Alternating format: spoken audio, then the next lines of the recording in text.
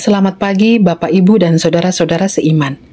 Bersua kita kembali melalui media Renungan Harian Toraya bersama Gereja Toraja Jemaat Bogor di hari ini, Rabu 16 Juli 2025. Kita bersama mengawali persekutuan kita ini dengan berdoa memohon penyertaan Roh Kudus agar kita diberikan hikmat pengetahuan untuk mempelajari maksud dan kehendak Bapa kita, juga diberikan kerendahan hati di dalam menerima pembasuhan diri dari dosa dan kesalahan kita.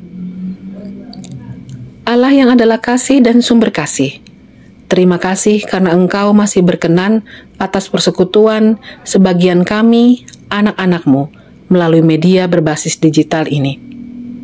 Terima kasih karena Tuhan memungkinkan kami tetap terhubung di dalam persekutuan atas dasar kerinduan kami akan berita kebenaran melalui firman Tuhan. Kami telah bersiap ya Bapa. Datanglah, lawatlah kami ini, dan kiranya sapaan kasih-Mu menjadikan kami pribadi-pribadi yang lebih kuat, optimis, sabar, dan berpengharapan dalam menjalani kehidupan kami pada hari ini. Kami datang dan berdoa kepadamu di dalam nama Putra Tunggal-Mu, Yesus Kristus, Juru Selamat kami. Amin. Pembacaan firman Tuhan dari kitab Amos, pasalnya yang kelima, ayat 4 sampai dengan 6. Dengan judul perikop, Jalan Menuju Hidup. Sesungguhnya beginilah firman Tuhan kepada kaum Israel. Carilah aku, maka kamu akan hidup. Janganlah mencari Betel, janganlah pergi ke Gilgal, dan janganlah menyeberang ke Bersyeba, sebab Gilgal pasti dibuang ke pembuangan, dan Betel akan lenyap. Carilah Tuhan, maka kamu akan hidup, supaya Ia tidak akan menyambar keturunan Yusuf bagaikan api, yang melahap habis tanpa ada yang memadamkannya bagi Betel. Demikian pembacaan firman Tuhan. Carilah Tuhan, maka kamu akan hidup. Dakai tupuang, amituo. Kehidupan beriman seseorang kadang diukur dari waktu yang banyak digunakan untuk pergi beribadah. Tentu tidak salah jika kehidupan bergereja itu lekat dalam kehidupan keseharian kita. Namun jangan sampai kehidupan dalam gedung gereja justru tidak selaras dengan kehidupan di luar gedung gereja. Hal inilah yang terjadi di lingkungan orang Israel ketika kehidupan di dalam bait Allah justru berbeda dengan kehidupan di luar bait Allah. Sebuah ratapan yang disampaikan Amos tentang keadaan Israel yang sedang mengalami kemerosotan iman, tentang terjadinya kesenjangan sosial dalam masyarakat pada saat itu. Dalam hal beribadah, orang Israel dengan semangatnya menyembah Allah dengan mengingat perbuatan-perbuatan Allah di masa lampau. Namun di luar ibadah, justru ketidakadilan menjadi pola hidup mereka. Bahkan penyembahan kepada dewa-dewa sebagai sumber kehidupan mereka. Orang-orang kaya semakin memperkaya hidup mereka, sedangkan orang miskin semakin mengalami ketidakadilan, hingga mereka begitu menderita. Melalui Amos, Allah mengingatkan bangsa itu untuk tidak mengandalkan dewa-dewi sesembahan, bahkan bergantung pada manusia yang memiliki jabatan dan kekayaan. Karena semuanya itu bersifat fana dan akan lenyap. Allah yang hidup yang menuntun bangsa itu menduduki tanah perjanjian. Dialah juga yang akan memberikan mereka hidup. Tuhan tidak tertarik terhadap seberapa lama kita berdoa, seberapa banyak ayat Alkitab yang dibaca. Tetapi Tuhan tertarik seberapa rindu kita mencari Tuhan dengan melakukan setiap firman yang didengar. Dosa telah membuat kita putus hubungan dengannya, dan maut menjadi upah kita.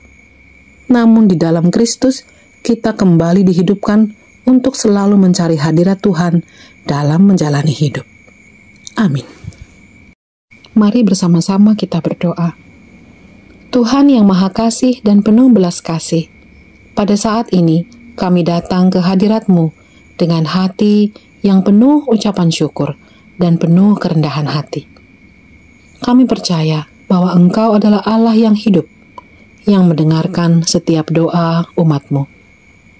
Kami berdoa Bapa bagi saudara-saudari kami yang sedang sakit, baik yang dirawat di rumah sakit maupun yang sedang menjalani rawat jalan. Tuhan, ulurkan tangan penyembuhan-Mu atas mereka. Berikan kekuatan bagi mereka yang menjalani pengobatan dan ketenangan bagi hati yang gelisah. Kuatkan juga keluarga yang setia mendampingi dan merawat mereka. Tuhan, kami mau bersyukur atas berkat yang dirasakan, yang dinikmati oleh saudara-saudari kami yang sedang merayakan ulang tahun di sepanjang minggu ini. Terima kasih atas kehidupan dan penyertaan Tuhan yang terus nyata sampai dengan hari ini. Kiranya berkat berupa pertambahan usia, baik usia pribadi maupun usia perkawinan, boleh juga seiring dengan berkat kesehatan, damai sejahtera, dan pertumbuhan rohani yang seluruhnya diperkenankan karena kasih dan kemurahan Tuhan. Tuhan, kami pun berdoa, kami pun memohonkan kiranya Tuhan berkenan membimbing anak-anak kami di dalam masa pertumbuhan mereka. Lindungi mereka Tuhan, tuntun mereka untuk hidup di dalam kebenaran-Mu. Kami menyerahkan seluruh anak-anak kami yang sedang menempuh pendidikan, baik dari jenjang taman kanak-kanak hingga perguruan tinggi. Tuhan, berikanlah hikmat, ketekunan, dan semangat bagi mereka di dalam menjalani hari-hari belajar mereka. Arahkan langkah mereka menuju masa depan yang telah Engkau rancangkan.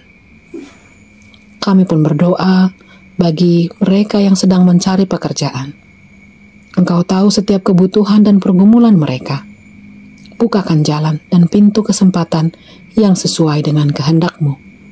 Kuatkan hati mereka di dalam masa penantian, dan kiranya mereka mampu untuk terus berharap dan percaya pada pemeliharaanmu yang sempurna.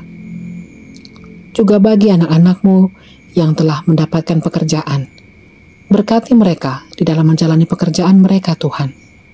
Kiranya setiap berkat yang benar, berkat yang seturut dengan kehendak-Mu, boleh kami nikmati dari hasil pekerjaan kami yang kami lakukan di dalam takut akan Tuhan.